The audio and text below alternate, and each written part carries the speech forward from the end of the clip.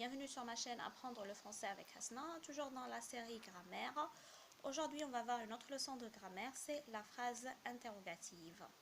Alors, je vous ai déjà expliqué qu'est-ce que c'est qu'une phrase, on va faire un petit rappel.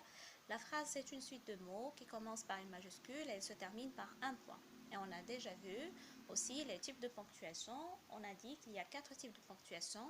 Le point d'interrogation, le point d'exclamation et les points de suspension. Aujourd'hui, on va voir la phrase qui finit par le point d'interrogation, c'est-à-dire la phrase qui exprime une interrogation ou bien qui sert à poser une question. Alors, commençons par les exemples. La première phrase, tu es malade? Je relis, tu es malade? La deuxième phrase, est-ce que Farid a mangé sans goûter? Est-ce que Farid a mangé sans goûter? La troisième phrase, est-elle à toi? Est-elle à toi? Alors, la phrase interrogative qui a pour réponse oui ou bien non, elle est formulée de 3 manières différentes. Je répète, la phrase interrogative qui a pour réponse oui ou bien non, elle est formulée de 3 manières différentes. C'est-à-dire, alors pour la première phrase, tu es malade. On peut dire oui, je suis malade, ou bien non, je ne suis pas malade.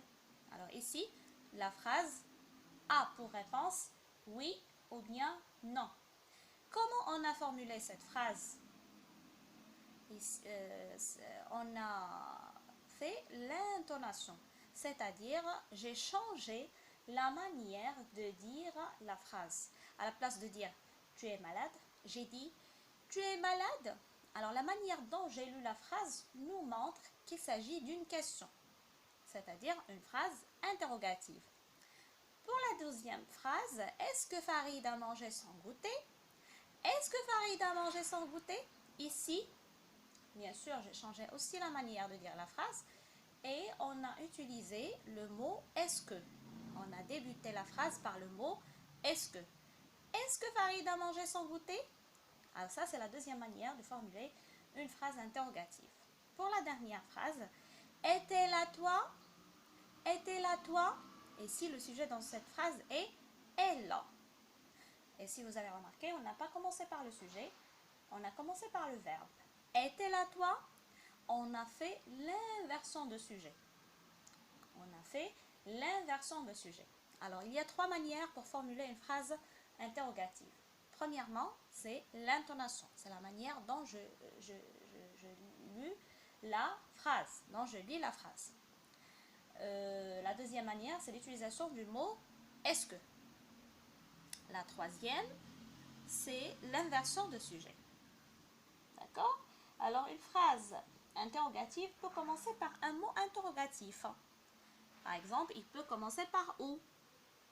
Par exemple, où vas-tu? Il peut commencer par que. Que fait-il? Ou bien que cherches-tu? Il peut commencer par quand. Quand vient-il? Et il peut commencer aussi par pourquoi. Pourquoi tu es venu en retard? Et à la fin, il peut commencer aussi avec comment. Comment va-t-il? Alors, ce sont des mots interrogatifs. Alors, si je vois une phrase qui commence par ces mots, c'est toujours une phrase interrogative. Alors, où pour poser la question par rapport au lieu, que par rapport à un objet ou bien par rapport à une action, quand par rapport à le temps, pourquoi c'est la cause et comment c'est la manière. Alors, j'espère que vous avez compris qu'est-ce que c'est que la phrase interrogative. N'oubliez pas de s'abonner sur ma chaîne. Merci pour votre attention. Au revoir.